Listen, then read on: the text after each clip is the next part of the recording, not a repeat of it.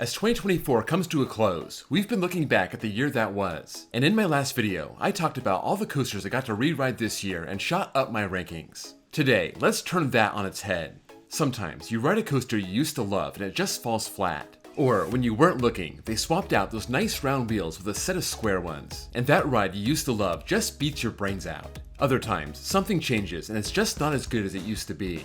There's a lot of reasons to be on this list, so let's see who pulled it off this year. These are the coasters that shot down my rankings in 2024.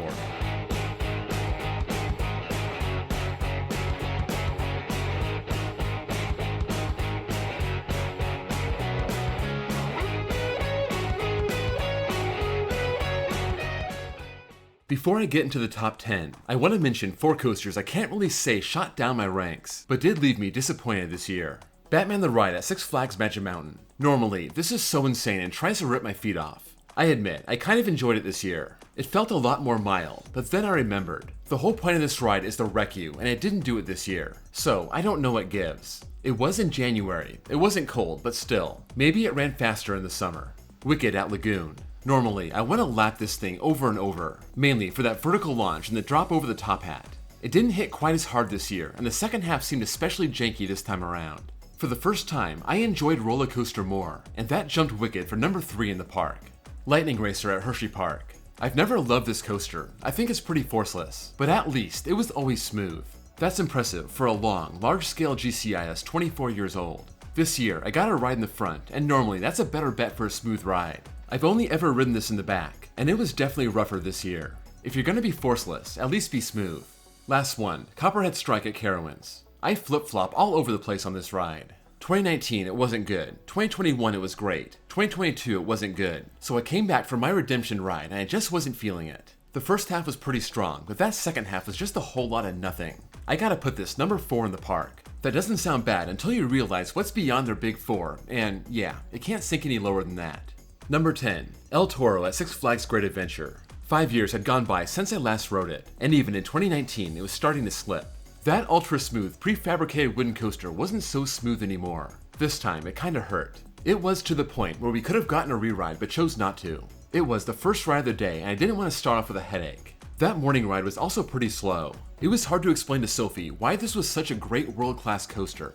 Because it broke down, I didn't get to ride it again that day, but lucky for us, we made an unplanned trip back into the park the next day and I got one more midday ride, and that one was both smoother and faster. That's why this is only number 10. It did take a hit in my rankings, but didn't fall too far. It would have been way worse if I never came back. But Toro still has some of that magic, and I hope the park keeps working on the track, fixing the spots where it starts to jackhammer. Number 9, Wild Mouse at Lagoon. I had a weirdly good ride on this in 2019. I don't know what it was, but every turn, every drop, it was just insane and out of control. It reminded me of the Dark Knight coasters. Those feel like you're being tossed around and it's pure chaos. I was looking forward to this again, but in the end, this is a Mauer mouse. I've never been that impressed with their other models, and I think it all has to do with the trims. Sometimes it varies by park. Some ride those trims hard and some don't, but I think Lagoon slowed this ride down at some point. It's kinda disappointing. It's cool to have a bonus coaster that's awesome and you wouldn't expect, just like Raging Cajun at Six Flags America, but it went back to just another boring old Mauer Wild Mouse. Number 8, West Coast Racers at Six Flags Magic Mountain. I think I brought this ride up way too far, and now it just keeps sliding down. I had it as the number 3 coaster in the park at one point. Now, I gotta put it behind Viper at least, and I think Full Throttle and Tatsu and Apocalypse are right behind it. The ride has its moments, especially that first high five, but after my one ride in January, I just wasn't into it. West Coast seems to kind of hit or miss, and maybe it's coming down to where it really belongs, somewhere in the middle of Magic Mountain's lineup. Number 7, Fire Chaser Express at Dollywood. I first got in this in 2016 and I was so impressed by it. I thought it was a top 1 or 2 family coaster in the country. Since then, Dollywood has loaded up some awesome Vekoma family coasters in Wildwood Grove, and that's kinda left this old Gerstlauer in the dust. This ride has a lot going for it, from that launch out the station, those big drops on the hillside, and of course, the backwards launch out the fireworks factory. I think Vekoma spoiled us because I was not digging this at all. This was the first time I got the ride since 2018. It was closed the last 2 times I was there, so it's kind of a fuzzy memory. But this time, it was a lot rougher, it was running slow. The backwards section was awesome, but I can't call this anywhere near a top family coaster anymore. Number 6, Invader at Busch Gardens Williamsburg. This was my 3rd round with a small scale GCI. In 2019, it was 2 years old and running pretty smooth. but it was running pretty slow. It was cold that day, early in the season, it made sense. I got back in 2022 and this really blew me away. It was so much more forceful, something I didn't expect given its size, and it shot up my ranks. I thought this is how it was supposed to run and I just got it wrong in 2019, but that wasn't the case. First, it got a lot rougher. That's no surprise, it's getting older, but I didn't expect it to feel so slow and forceless. I know, wooden coasters can vary from year to year, all depending on the track work, wheel maintenance, anything else that accounts for that 5% change. But I missed the way this ran in 2022, and I had to drop this back down to the worst coaster in the park. Number 5, Orion at Kings Island. It's a B&M Giga, you can't really go wrong, right? I rode this in its opening year in 2020, and I was a big fan. 300-foot drop, about a mile of track, airtime. I got swept up in the fact we finally had a new B&M Giga in the country. Then I rode it again in 2022 and again in 2024, and to use celestial terms, Orion has come back down to earth. B&M Gigas were built to be different from hypers. Those were all about airtime hills, airtime hills, airtime hills, sometimes helices. Gigas were more about speed, positives, and laterals. Different, but still awesome. Orion completely avoids the speed moments. It has one speed hill and that's it. The rest of the ride is so high off the ground, and some of the elements just do nothing. The wave turn hill, the big turnaround, the helix known as Orion's belt. It just seems like there's so much filler and you don't get that many good elements. In 2024, I got off my back row ride and I realized the beast was so much more impressive and enjoyable. I gotta drop this out of my top 50. Number 4, Green Lantern at Six Flags Great Adventure. I might have been the last man in the country that defended Green Lantern. This relocated stand-up coaster came to Great Adventure in 2011, coming from Kentucky Kingdom after Six Flags abandoned that place, and it took the spot of the Aero Looper, Great American Scream Machine. It seems like most people wish the Scream Machine was still there, and Green Lantern was somewhere else. I was always a fan. I thought it was super intense. It really put the positive forces on your legs and feet. It has a long custom layout, and all that is definitely still true. The one big difference between 2019 and 2024 was the roughness. I always said, you don't really get headbanging on B&Ms. That usually comes on old Aeros or old Vekomas, the ones with track that wasn't computer designed, and B&M is all very well refined. The worst you get with B&M is a rattle. Firebird showed me what B&M headbanging looks like, and Green Lantern brought a good dose of it this time around. I can't defend Green Lantern anymore. Sure, it's forceful and long and unique, but I can't call it a good ride when it pinballs your head around.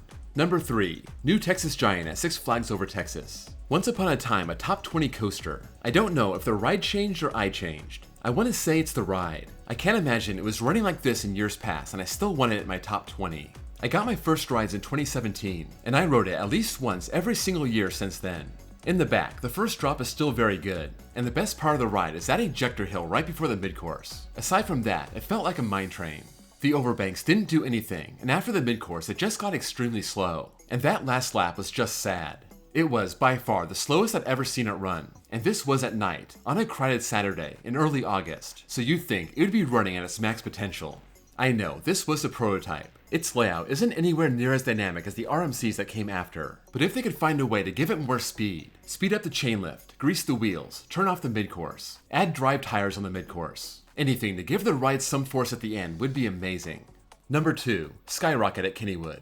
Just like El Toro, this one kind of embarrassed me. I told Sophie this ride was amazing. After all, in 2011, this blew my mind. The first half was one of the best first halves of any coaster anywhere. That launch over the top hat, the overbank into the 0G roll, ripping me out of my seat while flipping around, automatically became a top 3 inversion of all time, and that drop off the mid-course was also amazing in the back row.